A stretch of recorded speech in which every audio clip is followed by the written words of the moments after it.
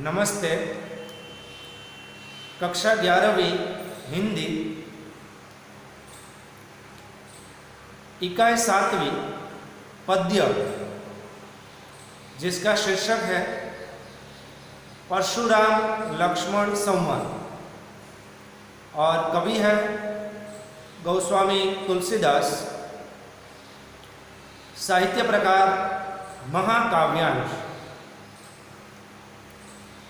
दोस्तों, अभी तक इस काव्य का स्पष्टीकरण जो है वह अगले 5 भागों में हमने किया। अलग अलग चौपाइयों में जिस प्रकार का कथानक दिया है अवधी भाषा में, उनके शब्दों के स्पष्टीकरण, अर्थ की समझौती के साथ मैंने आपको उनकी समझ जो है वह आगे के भागों में दी। और अभी तक हमने ये देखा था कि शिव धनुष टूटते ही परशुराम जी सीता स्वयंवर में उपस्थित हो जाते और सभी राजाओं को जो है क्रोध भरी वाणी में कुछ भी कहने लगते हैं। तो भगवान रामचंद्र जो है वह उनको समझाते हुए कहते हैं कि इस शिव धनुष्य को तोड़ने वाले जो है वह आपका कोई सेवक या दास ही होगा। परशुराम जी क्रोध में आकर कहते हैं कि अगर सेवक या दास है तो उसे सेवा का काम करना चाहिए। शत्रु जैसा जो काम करता है वह व्यक्ति जो है उसके साथ तो लड़ाई ही करनी चाहिए। क्रोध में जब परशुराम जी ये सब कहने लगते हैं तो लक्ष्मण जी कहते हैं कि बचपन में तो हमने ऐसे बहुत सारी छोटी धनुइयाँ जो है वह तोड़ दी है, लेकिन इस प्रकार किसी महामुनि को क्रोध करते हुए नहीं देखे। तो फिर आपको इस धनुष्य पर इतना मोह क्यों है? परशुराम जी कहते हैं कि तू इस त्रिपुरारी शिव धनुष्य को सामान्य धनुष्य के समान बता रहा है। इसे तो पूरा विश्व संसार जानता है और तुम मुझे जानता नहीं है। मैं बाल ब्रह्मचारी हूँ, अत्यंत क्रोधी हूँ। पूरा संसार मेरे पराक्रम को, वीरता को जानता है। मैंने अपने फरसे से सहस्त्र बाहों की भुजाओं को काट दिया था और ये पृथ्वी जो है उसे कई बार क्षत्रिय राजाओं से जीतकर मैंने ब्राह्मणों को दान में जो है वह दे दी। लक्ष्मण जी कहते हैं कि मुझे तो आप कुम्हड़बतिये का फल समझ रहे हैं, जो आपकी तर्जनी उंगली दिखाकर मैं डर जाऊंगा। ये तो ऐसा हुआ कि आप फूंक मारकर पहाड़ को उड़ाना चाहते। तो परशुराम जी जो कहते हैं कि तू आवेश में आकर जो बोल रहा है, अगर मैंने तुझे मार दिया तो तेरे माता पिता जो है वह शोक करने के लिए विवश हो जाएंगे और तू मुझे जानता नहीं है। तो लक्ष्मण जी कहते हैं कि आपके फरसे और धनुष्मान को देखकर ही मैंने कुछ अनुचित कहा हो तो मुझे क्षमा कर दीजिए। आप तो धैर्यवान हैं, पराक्रमी हैं, वीर हैं। तो ये बात सुनकर परशुराम जी जो है भृगुवंश के मुनि वह अपनी गंभीर वाणी से आवेश में आकर, क्रोध में आकर कहने लगे। तो दोस्तों, पृष्ठ क्रमांक 33 पर दूसरा दोहा जो है वहाँ तक हमने पूरा किया था।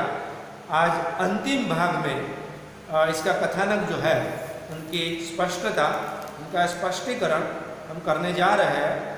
पृष्ठ क्रमांक 33 पर पहली चौपाई जो है अंतिम भाग की वह देखिए, वहाँ से हम देखते हैं। कौशिक सुनहु मंद यहु बालकु, कुटिल कालबस निज कुल घालकु, भानुबस राकेश कलंकु, निपट निरंकुश अबुध असंकु, काल कौलु होहि क्षण माहि, कहु पुकारी खोरी मोरी नाही, तुम्ह हर कहु जो चहु उबारा, कही प्रतापु बलु रोषु हमार, लखन कहेहु मुनि सुजसु तुम्हारा। तुम ही अछत को बरने पार, अपने मुंह तुम आपनी करनी, बार अनेक भांति बहुबरनी, नहीं संतोषु तब पुनि कछु कहो, जनी रिस रोकी दूसह दुख सह, नहीं संतोषु तब पुनि कछु कहो, जनी रिस रोकी दूसह दुख सहु, वीर व्रति तुम धीर अछोभा, गारी देत न पाहु शोभा, दुहा सूर समर करनी करही कहीं न जनावही आपू, विद्यमान रण पाए रिपु कायर कथही प्रताप। अब एक एक चौपाई को लेते जाते हैं और उनका स्पष्टीकरण करते हैं। कौशिक सुनहु मंद यहु बालकु, कुटिल काल बस निज कुल घालकु, भानु वंश राकेश कलंकु, निपट निरंकुश अबुध असंकु। कौशिक का अर्थ है विश्वामित्र। ऋषि विश्वामित्र भगवान रामचंद्र और लक्ष्मण जी के गुरु। सुनहु सुनिए, मन यानी कि कुबुद्धि, यहु यही, बालकु बालक, कुटिल कालबस काल के वश होकर, निज अपने कुल का यानी कि अपना, कुल घालकु यानी कि कुल का विनाश करने वाला, भानु इसका अर्थ होता है सूर्य, वंश यानी कि वंश, भानु वंश इसका अर्थ होता है सूर्य वंश, राकेश चंद्र, कलंक कलम, निपट बिल्कुल, निरंकुश इसका अर्थ होता है उदंड, अबुध मूर्ख, असंकु निडर जो किसी से न डरे ऐसे। कौशिक सुनहु मंद यहु बालकु, कुटिल कालबस निज कुल घालकु। क्या है विश्वामित्र सुनो, ये बालक जो है वह कम बुद्धि वाला यानी कि कुबुद्धि और कुटिल है। विश्वामित्र से अब परशुराम जी कहते हैं, क्योंकि लक्ष्मण जी से वार्तालाप करने पर लक्ष्मण जी परशुराम जी का बार बार अपमान कर रहे थे, तो अब वे विश्वामित्र को समझाते हुए कहते हैं कि कौशिक सुनहु मंद यहु बालकु, कुटिल काल बस निज कुल घालकु। क्या है विश्वामित्र सुनो, यह बालक मूर्ख यानी कि कुबुद्धि और कुटिल है, कालबस निज कुल घालकु, यह काल के वश होकर अपने ही कुल का घातक सिद्ध हो रहा है। कौशिक सुनहु मंद यहु बालकु, कुटिल काल बस निज कुल घालकु। कि है विश्वामित्र सुनो, ये बालक कुबुद्धि और कुटिल है, काल के वश होकर अपने ही कुल का घातक सिद्ध हो रहा है। भानुवंश राकेश कलंक, भगवान रामचंद्र जी का वंश जो है, रघुवंश जो है, उसे सूर्यवंश भी कहा जाता है।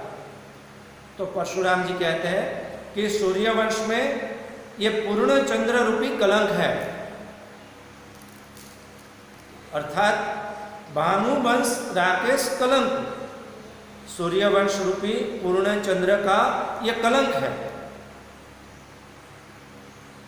जैसे चंद्र में कोई दाग है, पूरे चंद्र में थोड़ा सा भी दाग है तो वह हमें पसंद नहीं आता, तो ये बालक जो है वह दाग के समान है, ऐसा कहना है।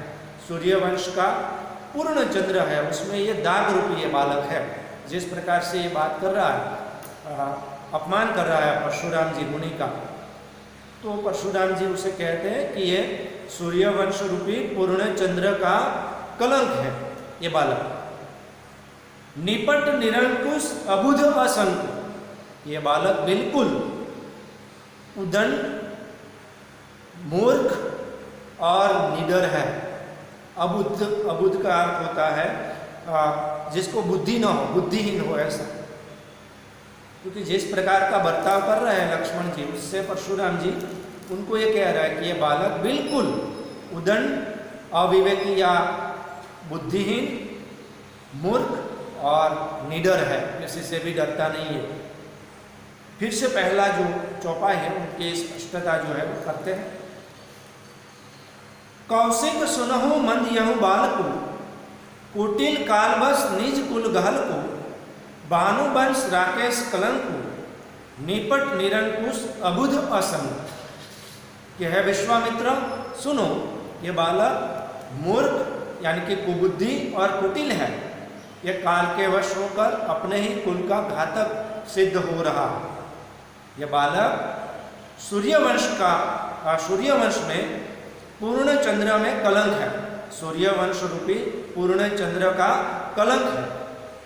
यह बालक बिल्कुल उदंड, बुद्धिहीन यानी कि मूर्ख और निडर है, जो किसी से भी नहीं डरे ऐसा। दूसरी चौपाई। काल कौलु होय ही क्षण माही, कहु पुकारी खोरी मोहि नाही, तुम्ह हर कहु जो चहु उबारा, कही प्रताप बलु रोषु हमारा। काल कौलु यानी कि काल के वश होकर नाश होगा, हो जाएगा। क्षण माही यानी कि एक ही क्षण में या क्षण में ही। कहू कह देता हूं, पुकार कर, खोरी दोष, मोही मेरा, नाही नहीं, तुम यानी कि तुम, हर कहो हर प्रकार से, जो चहु उबारा इसको उबारना चाहते हो, कही कहकर, प्रताप हमारी वीरता प्रताप, बलु बल शक्ति, रोषु क्रोध हमारा हमरा। काल कवलु वही क्षण मान कि ये बालक क्षण में ही काल के वश हो जाएगा, यानी कि उसका विनाश हो जाएगा, उसकी मृत्यु हो जाएगी। काल कवलु वही क्षण मान, अभी ये बालक थोड़े समय में काल के वश हो जाएगा, अर्थात मृत्यु को प्राप्त हो जाएगा। कहू पुकारी खोरी मोहि नहीं, मैं पुकार कर कह देता हूं, फिर मेरा दोष नहीं हो। विश्वामित्र से वे कहते हैं अभी ही थोड़ी क्षण में ये बालक जो है वह काल के वश हो जाएगा, अर्थात उसका नाश हो जाएगा, उसकी मृत्यु हो जाएगी। मैं पुकार कर कह देता हूं, फिर मेरा दोष होगा नहीं। तुम हर कहू जो चहो उबार, तो मैं कह देता हूं कि हर प्रकार से तुम अगर उसे उबारना चाहते हो, बचाना चाहते हो, तो मैं कह देता हूं कहीं प्रतापो बलु रोषु हमारा। अगर तुम उसे उगारना चाहते हो, बचाना चाहते हो, तो मैं कह देता हूं कि मेरे प्रताप, बल और क्रोध को समझा कर इसे मना कर दो, इसे समझा लो। फिर से ये चौपाई जो है उनको एक बार दोहराते हैं। काल कवलु होई क्षण माही, कहू पुकारी खोरी मोहि नाही, कि ये बालक अभी एक ही क्षण में काल के वश हो जाएगा, अर्थात उसकी मृत्यु हो जाएगी। मैं पुकार कर कह देता हूं, फिर मेरा दोष होगा नहीं। तुम हर कहू जो चहु उबारा, कही प्रतापो बलु रोषो हमारा। तुम अगर इसे हर प्रकार से बचाना चाहते हो, तो मेरी वीरता, प्रताप, मेरी बल, शक्ति और मेरा रोष जो है उसके बारे में समझा कर उसे मना कर दो। फिर से एक बार से स्पष्टीकरण कर देता हूं दूसरी चौपाई का। काल कवलु होई क्षण माही, कहू पुकारी खोरी मोहि नाही, तुम हर कहू जो चहु उबारा, कही प्रतापो बलु रोषु हमारा। कि ये बालक अभी थोड़े क्षण में काल के वश हो जाएगा, मैं पुकार कर कह देता हूं, फिर मेरा दोष होगा नहीं। तुम इसे हर प्रकार से उबारना, बचाना चाहते हो, तो उसे मेरा प्रताप, वीरता, बल और रोष, क्रोध के बारे में समझा कर मना करो। तीसरी चौपाई। लखन कहेऊ मुनि सुजसु तुम्हारा, तुम ही अछत को बरने पार, अपने मुंह तुम आपनी करनी, बार अनेक भांति बहु बरनी। लखन अर्थात लक्ष्मण जी कहे वो कहते हैं, मुनि अर्थात परशुराम जी मुनि, सुजसु सुयश कीर्ति, तुम्हारा यानी कि आपका, तुम ही आप ही, अछत को बरने पार, बरने का अर्थ होता है बखान,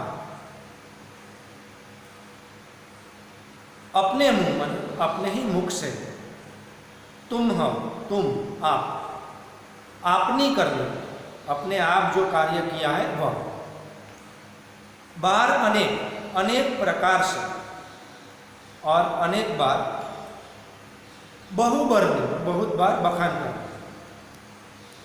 तुम्ह हर कहूँ जो चहो, और लखन कहे वो मुनि सुजसु तुम्हारा। लक्ष्मण जी कहते हैं कि है मुनि आपका सुयश जो है वह तुम ही अछत को बरने पार, ये तो आप खुद ही बखान कर सकते हैं। लखन कहे वो मुनि सुजसु तुम्हारा, तुम ही अछत को बरने पार। लक्ष्मण जी कहते हैं कि है मुनि आपका सुयश आपकी कीर्ति तो खुद आप ही अपने मुख से बखान कर सकते हैं, प्रशंसा कर सकते हैं। अपने मुंह तुम अपनी करनी, कि आप अपने मुख से अपनी करनी जो है उसकी बात कर रहे हो। बार अनेक भांति बहुबरनी, अनेक प्रकार से अनेक बार आपने प्रशंसा बखान जो है वह किया। जब कोई व्यक्ति अपनी प्रशंसा खुद करने लगता है तो उसे आत्म प्रशंसा कहते हैं, जो ठीक नहीं है। तो लक्ष्मण जी अब उस पर व्यंग्य करते हैं, क्योंकि बार बार परशुराम जी ने यह कहा कि मेरी बल बुद्धि तपस्या वीरता जो है क्रोध जो है उसे बताकर इस बालक को समझाकर मना कर दीजिए, वरना मैं उसको मार दूंगा तो ये काल का वश हो जाएगा। तो अब लक्ष्मण जी फिर से परशुराम जी से ये कहते हैं, लखन कहे वो मुनि जी सुजसु तुम्हारा, तुम ही अछत को बरने पार। लक्ष्मण जी कहते हैं कि है मुनीश्वर आपका सुयश तो आप खुद ही अपने मुख से बखान कर सकते हैं, किया है। अपने मुंह तुम अपनी करनी, बार अनेक भांति बहुबरनी, अपने ही मुख से तुम अपनी करने के कार्य के अनेक बार अनेक प्रकार से तुमने बखान किया है, आपने बखान किया है, प्रशंसा की है। फिर से ये चौपाई एक बार दोहराता है, लखन कहे वो मुनि सुजसु तुम्हारा, तुम ही अछत को बरने पारा, अपने मुंह तुम आपनी करनी, बार अनेक भांति बहुबरनी। लक्ष्मण जी कहते हैं कि है मुनि आपका सुयश आपकी कीर्ति तो खुद आप अपने ही मुख से बखान करते हैं, कर रहे हैं। आप अपने ही मुख से अपनी जो करनी है उसकी प्रशंसा कर रहे हैं और अनेक बार अनेक प्रकार से आपने बखान किया। अंतिम चौपाई जो है उसको देखते हैं, नहीं संतोषो तब पुनि कछु कहो, जनि रिस रोकी दूसह दुख सहब, वीर व्रति तुम धीर अछोबा, गारी देत न पाऊ शोभा। संतोष का अर्थ होता है संतोष, पुनि फिर से, कछु कुछ भी, कहू कही, रिस रोकी यानी कि क्रोध को रोककर, दुसह असह्य दुख पीड़ा, सहु सहन न कर, वीर व्रति मतलब वीर व्रत, धीर धैर्यवान, अक्षोभा यानी कि क्षोभ रही, गारी गाली, शोभा का श्रेष्ठ रूप होता है शोभा। नहीं संतोष हो तब उन्हीं कछु कहो। लक्ष्मण जी कहते हैं कि आप बार बार अपने बखान अपने ही मुख से अनेक बार कर रहे हैं और फिर भी अगर आपको संतोष न हो तो फिर से कुछ कहिए। नहीं संतोष हो तब उन्हीं कछु कहो, कि फिर भी अगर आपको संतोष नहीं है तो फिर से कुछ कहिए। जनी रिस रोकी दूसह दुख सह, आप अपना क्रोध रोककर असह्य पीड़ा दुख जो है उसे सहन मत कीजिए। वीरव्रती तुम धीर अक्षोभा, आप वीरव्रती, आप धैर्यवान और क्षोभ रहित है। गाली देत न पाऊ शोभा, आपको इस प्रकार की गाली देते हुए शोभा नहीं पाते हैं, नहीं लगते हैं। गाली देते हुए आप शोभा नहीं लग रहे, शोभा जो है वह आपको अच्छी नहीं लग रही। नहीं संतोष हो तब पुनि कछु कहो, जनी रिस रोकी दूसह दुख सह। वीर व्रती तुम धीर अक्षोभा, गारी दे पाहु न शोभा। कि है मुनि, अगर फिर भी आपको संतोष नहीं है तो और भी कुछ कहिए। इस प्रकार अपना गुस्सा रोककर, क्रोध रोककर असह्य पीड़ा दुख जो है उसे सहन मत कीजिए। आप तो वीरव्रती, धैर्यवान और क्षोभ रहित है। इस प्रकार की गाली देते हुए आपको शोभा नहीं पाती, आपको शोभा नहीं लगती है। फिर से एक बार ये अंतिम चौपाई जो है उनको स्पष्ट कर देता हूं। नहीं संतोषु तब पुनि कछु कहु, जनी रिस रोकी दूसह दुख सहु। वीर व्रती तुम धीर अक्षोभा, गारी देत न पाऊ शोभा। लक्ष्मण जी कहते हैं कि आपको फिर भी संतोष नहीं हो रहा है तो फिर से कुछ कहिए। इस प्रकार अपना गुस्सा क्रोध को रोककर असह्य पीड़ा जो है उसे सहन मत कीजिए, क्योंकि आपको वीरव्रती, धैर्यवान और क्षोभ रहित है। आपको इस प्रकार की गाली देते हुए आप शोभा नहीं पाते हैं। अब अंतिम दोहा जो है उसकी स्पष्टता करते हैं। दोहा, सूर समर करनी करही कही न जनावही आपू, विद्यमान रण पाई रिपु कायर कथही प्रताप। सूर का अर्थ होता है वीर, समर इसका अर्थ होता है युद्ध का मैदान, युद्ध में।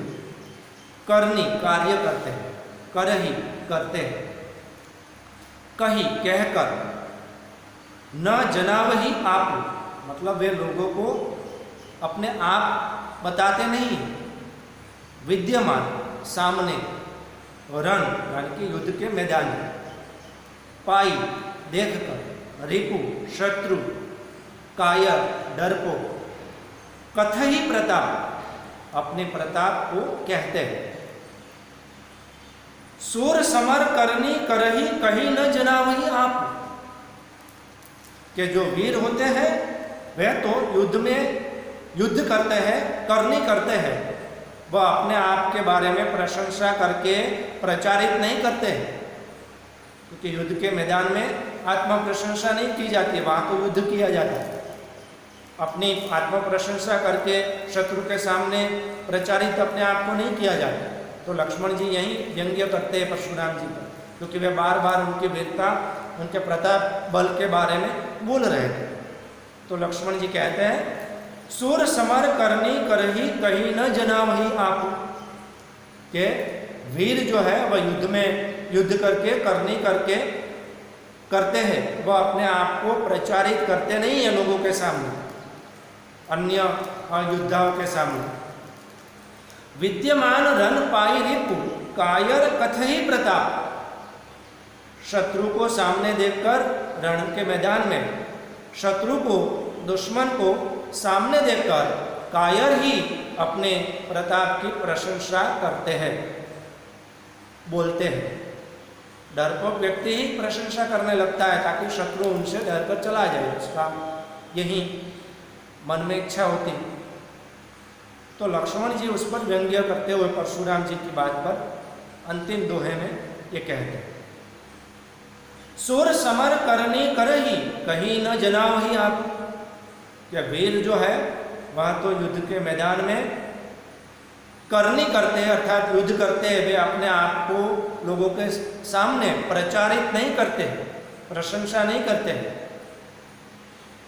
विद्यमान रण पाई रिपु कायर कथई प्रताप, शत्रु को युद्ध के मैदान में सामने देखकर डरपोक कायर व्यक्ति ही अपनी आत्म प्रशंसा जो है वह करता है, अपनी वीरता के बखान करता है। फिर से एक बार अंतिम दोहा मैं दोहरा देता हूं। सूर समर करनी करही कहीं न जना वही आपू, विद्यमान रण पाई रिपु कायर कथई प्रताप। कि वीर योद्धा जो है वह तो युद्ध में युद्ध करता है, करनी करता है, वह अपने आप को प्रचारित करता नहीं है लोगों के सामने। डरपोक व्यक्ति ही युद्ध के मैदान में शत्रु को सामने देखकर, विद्यमान देखकर अपनी प्रशंसा करने लगता है, अपने बल, अपनी ताकत की बातें करने लगता है। तो दोस्तों यहाँ 7वीं इकाई जो है उनका स्पष्टीकरण हम पूरा करते हैं। मुझे लगता है कि आपकी समझ में आ गया होगा, क्योंकि कई बार उनके शब्दों की समझौती के साथ हमने अवधी भाषा में होने के बावजूद भी खड़ी बोली मानक हिंदी में उनकी स्पष्टता की है।